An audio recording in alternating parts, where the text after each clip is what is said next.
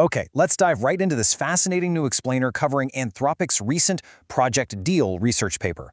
We're looking at a future that might be way closer than you think. Imagine an entire economy where AI agents are just handling everything: transactions, negotiations, purchases, you name it, all on our behalf. It sounds kind of like sci-fi, right? Well, a team of researchers literally just tested this out in the real world with real money. And honestly, the results are going to blow your mind. Here's how we're going to break it down today. First, we'll look at the Project Deal experiment itself. Then, setting up the market, moving into the secret model showdown, looking at the surprising market findings, asking does prompting actually matter, and finally wrapping up with the future AI economy. All right, part 1, the Project Deal experiment. So, to understand where the future of commerce is heading, we actually have to start with something a little bit weird. You see, economists have been theorizing forever about a world where AI handles our transactions. But Anthropic decided to stop theorizing and actually test it. There's this one quote that brilliantly illustrates the quirky reality of this whole thing. One human literally gave their AI agent permission to buy a gift for itself under $5. And what did the AI do? It negotiated for exactly 19 ping pong balls, which it called 19 perfectly spherical orbs of possibility.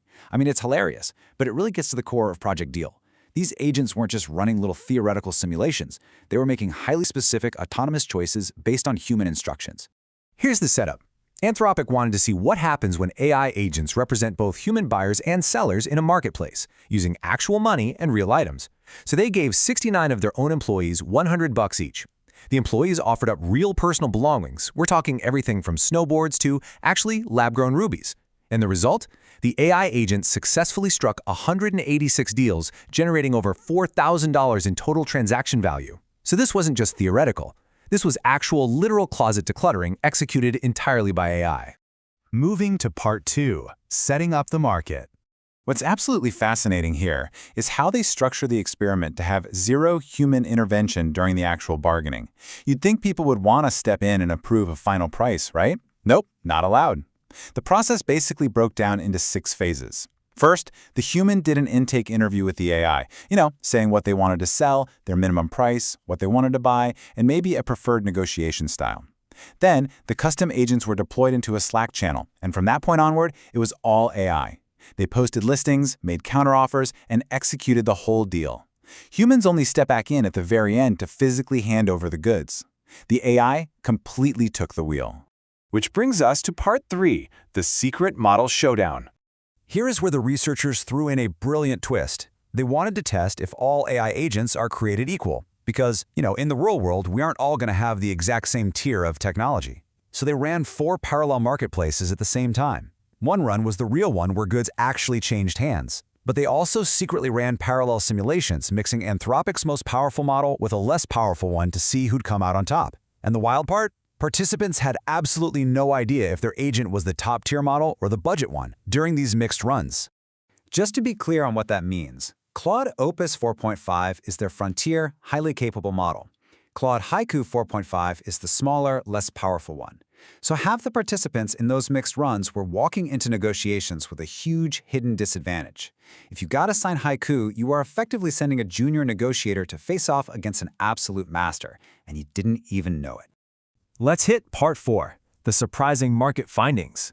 So what actually happens when a junior AI goes up against a senior AI? Well, let's look at the data, because it paints a picture of absolute, undeniable market dominance. Take this exact same broken folding bike, the exact same buyer, the exact same seller, just across the different secret runs. The Haiku agent sold the bike for $38, but the Opus agent, it managed to squeeze $65 out of the buyer. That is almost double the price. We're talking about a 70% price increase based entirely on the intelligence of the AI representing the seller. No way around it, that's a massive gap.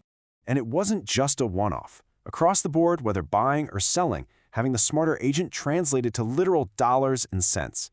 Opus users completed over 2 more deals on average. When Opus was selling, it made about $2.68 more per item. When buying, it saved $2.45 per item. And just consider this metric. When an Opus seller faced a Haiku buyer, the average transaction was over $24. But when 2 Opus models faced off, the price dropped to about $18. The smarter model just totally dominated the weaker one every time. But here's the crazy part. When researchers asked participants to rate the fairness of their deals on a scale of 1 to 7, 1 being very unfair to the buyer, 7 being very unfair to the seller, the median score was a perfectly neutral 4. Remember, we just established that people with weaker models were mathematically getting worse deals and losing money on almost every transaction. And this creates a slightly eerie realization: the illusion of fairness. Humans on the losing end of an AI negotiation might not even realize they are being outsmarted. The perceived fairness was essentially identical whether Opus or Haiku did the deal. Why? Because the weaker AI still writes these polite, totally natural-sounding messages. It makes the human feel like they got a fair shake, completely masking the underlying mathematical disadvantage. Part 5. Does prompting actually matter? So if the model matters that much, what about the instructions we give them? Telling your AI, hey, go out there, be aggressive, never take the first offer. Does your personal strategy change the game? Well, actually, no. Surprisingly, aggressive human prompting completely failed to move the needle. Researchers specifically tracked users who told their AI to negotiate hard and lowball at first. And the reality, there was zero statistically significant effect. They didn't sell for more, they didn't pay less. The inherent intelligence of the base model mattered way more than whatever grand strategy the human tried to program into it. Now, that doesn't mean the AIs ignored their humans. Oh, they were actually incredible at role-playing. One participant told his AI to act like an exasperated cowboy down on his luck to try and sell an adorable white dog plushie. The AI completely committed to the bit. It was out there talking about drought, dust storms, and the existential weight of the open range. So yeah, the models are fantastic at following instructions, but being entertaining or aggressive simply doesn't guarantee commercial success in the actual numbers. Okay, bringing us to part 6, the future AI economy. Let's step back for a second and look at what this all means for the near future of digital commerce. Because this pilot experiment isn't just about selling plushies on Slack, it is a direct window into the next decade of the internet. On the optimistic side, humans absolutely loved the experience. The AI was successfully negotiating tangible goods, but also literal doggy dates, like agents working out the logistics for 2 coworkers' dogs to hang out. In one hilarious instance, the AI was so tuned into a user's preferences that it accidentally negotiated to buy a snowboard the user already owned. It heavily reduced market friction, completely taking the headache out of haggling. And this just brilliantly illustrates the immense commercial potential. Almost half, 46%, of the users said they would willingly pull out their credit cards to pay an automated AI agent to run their errands like this. Think about it, a service that declutters your house, buys your supplies, and handles all that annoying haggling while you literally sleep. That is a massive value proposition. But as these agents start entering the corporate world, we are facing some massive unseen risks. We have this promise of a frictionless, automated market maximizing our happiness, but the threat? Unseen inequalities.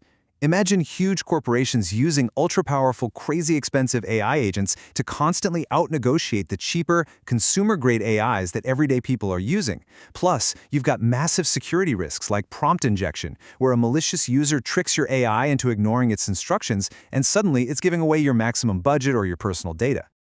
We are rapidly approaching a reality where our legal systems are just completely unprepared for algorithms that can legally bind us to digital contracts. I mean, if your AI agrees to a binding real estate deal or buys a car or signs a service agreement, who's liable? The legal frameworks simply don't exist yet. But as Project Deal proves, the technology absolutely is here.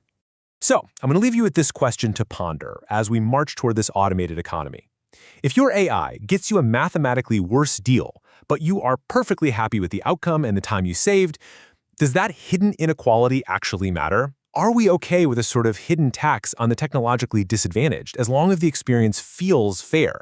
It's a huge puzzle for our society to figure out. Thanks so much for joining this explainer, and definitely keep your eyes peeled as this tech moves out of the lab and into your digital wallet.